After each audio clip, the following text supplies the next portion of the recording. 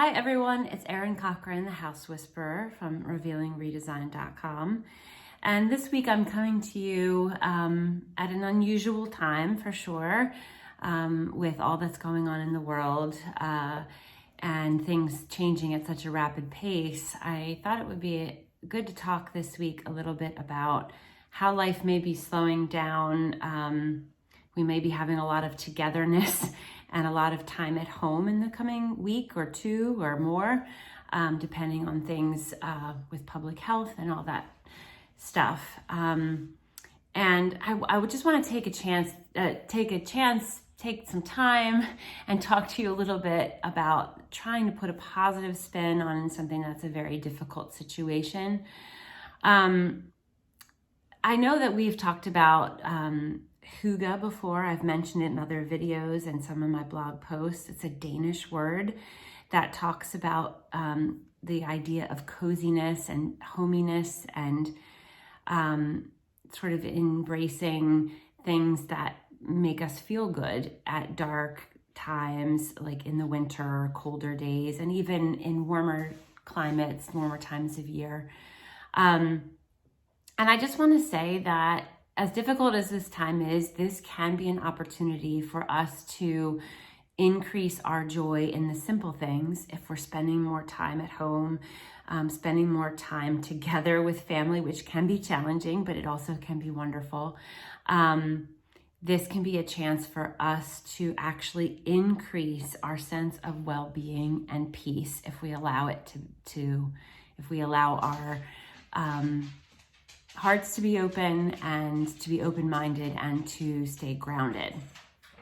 So, as I said, the Danish word hygge talks about is an idea of coziness and good feeling, well-being.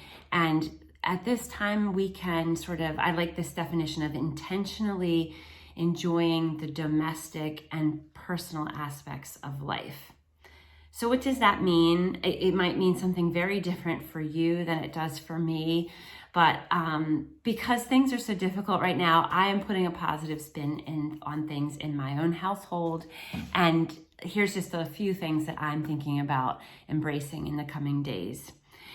Really being aware of doing the things that make you happy. And it's hard to do a lot of things if you have to stay at home, but a lot of times we're so busy and we don't get to spend time at home. We're always running around. So what are things that you've been wanting to do for a long time that you haven't had time to do?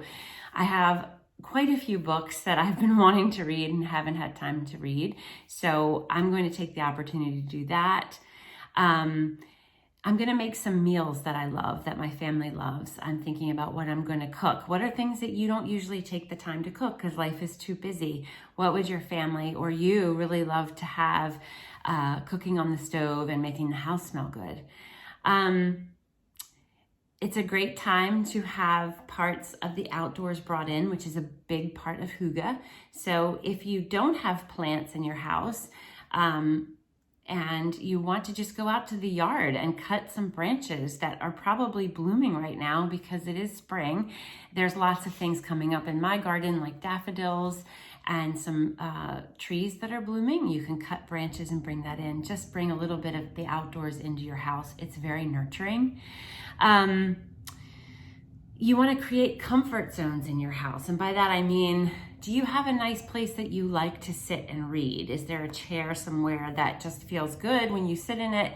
Have a lamp next to it so it's easy to read, a little table so you can sit down, a glass of tea or a glass of wine. So it's just a nice place for you to enjoy sitting. You can sit and read, you can sit and just meditate. You can have, in terms of textures, which is a big part of Hygge, you can have a nice, comfortable, cozy blanket there. There's just all kinds of different things that you can do to create little comfort zones in your house. Another thing is lighting. So we've talked about this before, but it bears repeating. Beautiful twinkle lights, or especially candlelight, is a really comforting, nurturing thing to have when you're not feeling so good, or if you're feeling stressed. Have a candle, light it, sit, enjoy, take a deep breath, center yourself, and just try to savor this quiet time that we're having.